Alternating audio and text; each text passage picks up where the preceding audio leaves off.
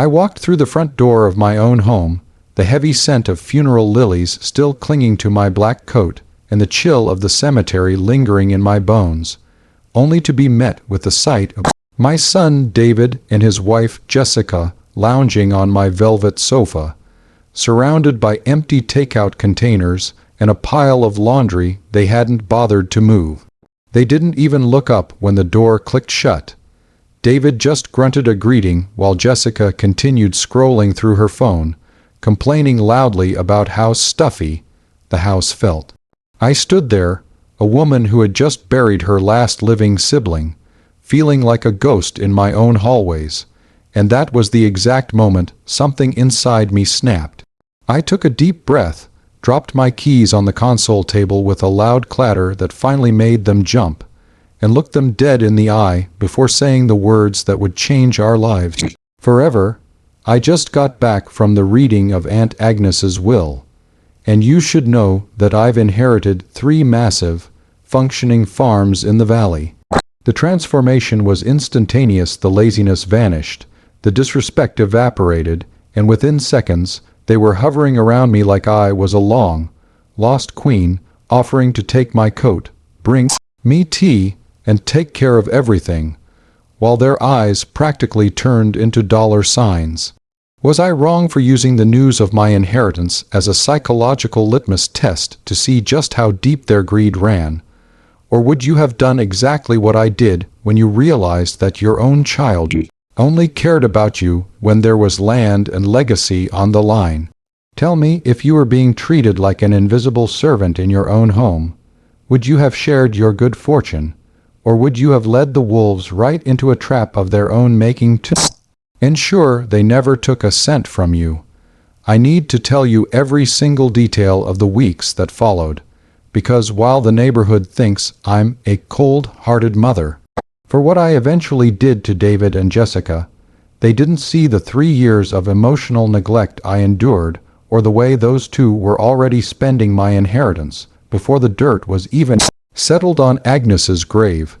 To understand why I did it, you have to understand the dynamic that had taken over my life since my husband, Thomas, passed away. I have lived in our family home for 35 years, and when Thomas died, I made the mistake of letting David and Jessica move in temporarily, because David had lost his job in finance, which I later found out was just him getting fired for gross incompetence and skipping shifts. I thought I was being a supportive mother, providing a soft landing for my son and his new bride, but within a month, they had treated my house like a free hotel. I was the one doing the grocery shopping, the cooking, and the cleaning, while Jessica sat in the living room critiquing my outdated decor, and David spent his days day trading with money I knew he didn't have. They never paid a dime in rent. They never offered to help with the utilities, and if I ever dared to ask David to mow the lawn or help me with the heavy lifting, he would go on a tirade about how he was suffering from burnout and how I was being unsupportive of his mental health. They were parasites, plain and simple, and I was too tired and too lonely to fight back. Aunt Agnes was the only one who saw through it. She was my father's youngest sister, a sharp-tongued, fiercely independent woman who had managed 3 sprawling agricultural estates on her own after her husband died in the 80s. She lived 4 hours away, and while David and Jessica never bothered to visit her, calling her that smelly farm lady, I spent every other weekend there, helping her with her books and listening to her stories. When she got sick, I was the one who sat by her bed, holding her hand, while David made up excuses about how car travel triggered his anxiety. When she passed, she left a very specific set of instructions in her will, instructions that I knew would be the ultimate weapon if I chose to use them. The day of the funeral, I drove back in silence, realizing that David and Jessica hadn't even sent a card or a flower arrangement. When I walked in and saw the mess, and then saw their faces light up at the mention of the 3 farms, The plan formed in my head with terrifying clarity. For the next 2 weeks, I played the part of the grieving but wealthy heiress to perfection. Suddenly, David was the perfect son, waking up early to make me breakfast, even though he burned the toast every single time. And Jessica was suddenly my best friend, offering to take me shopping for a new, modern wardrobe that would fit my new status. It was nauseating. I watched them sit in the kitchen late at night, whispering over a laptop, and I knew exactly what they were doing. They were Zillow, stalking the valley, trying to estimate the acreage and market value of Agnes's land. They didn't know that Agnes had named the farms Maple Ridge, Willow Creek, and the Thistles, but they were already making plans to sell them off to developers. David even had the audacity to suggest that I simplify my life by signing over the power of attorney to him so he could handle the stressful paperwork of the inheritance. He actually told me, with a straight face, that he didn't want me to worry my pretty little head about taxes and land titles. I just smiled, sipped my tea, and told him that we would discuss everything at a big family dinner I was planning for the end of the month. I told them I wanted to make a grand announcement about the future of the family legacy. Jessica went out and bought a $300 dress on my credit card for that dinner, claiming it was an investment in our family's public image. She started posting photos on Instagram of farm life, aesthetics, and legacy building, acting like she was already the mistress of a grand estate. It was a masterclass in delusions of grandeur. I watched David quit his part-time gig at the local hardware store, the only job he'd managed to keep for more than a month, telling his boss that he was moving on to bigger and better things, and that he was essentially a land baron now. He didn't even check with me first. He just assumed the money was his for the taking. The greed was so thick in the house I could practically taste it, and it made the air feel heavy every time they were nice to me. I felt a shiver of disgust, knowing that if I hadn't mentioned those farms, I would still be the one scrubbing their dirty pasta pots while they ignored me. I realized that they didn't love me. They loved the idea of what I could give them. They were waiting for me to be the bridge to their luxury life, but they didn't realize that I was actually the gatekeeper to their downfall. So that's the situation I was in, and I had to make a choice. I had the legal documents in my bag, and I knew exactly what Agnes had actually left me, which was far more complicated than 3 farms. Before I tell you what happened at that dinner, and the absolute chaos that erupted when I revealed the true nature of the inheritance, and David's secret plan to sell the house behind my back, I want you to pause and comment below what you would have done in my shoes. Would you have just kicked them out the day you got back? Or would you have let them embarrass themselves by showing their true colors for a few more weeks? Is it cruel to let someone believe they are rich just to see how they treat you? Or is it the only way to truly know who they are? I'm reading every comment because I know this is a controversial way to handle your own children. But after 3 years of being a doormat, I felt like I was finally standing up. The night of the grand announcement dinner arrived, and Jessica had gone all out. She had used my money to hire a private chef, ordered the most expensive wine she could find, and invited her parents, 2 people who had always looked down on me for being just a housewife. They sat at my dining room table, talking about diversifying the portfolio, and how the valley was really opening up for luxury condos. David was wearing a brand new suit, puffing out his chest like he was the one who had spent 40 years working the land. He stood up, raised his glass, and said to Mom, for finally coming into the wealth she deserves, and to Jessica and me, for being the ones who will carry this legacy into the next generation. Everyone clapped, and Jessica's mother leaned over to me and whispered, "It's so good that David is taking over. We were worried you wouldn't be able to handle the stress of such a large estate at your age." I just smiled, took a long sip of my wine, and stood up. I reached into my bag and pulled out a stack of legal folders. The room went silent. "I'm so glad you're all here," I started, my voice steady and cold, "because there are some things you need to understand about the 3 farms I inherited from Agnes." David leaned in, his eyes wide with anticipation. "First," I said, opening the first folder, "is Maple Ridge. It is indeed a massive farm, but Agnes turned it into a permanent land trust for a wildlife sanctuary 10 years ago.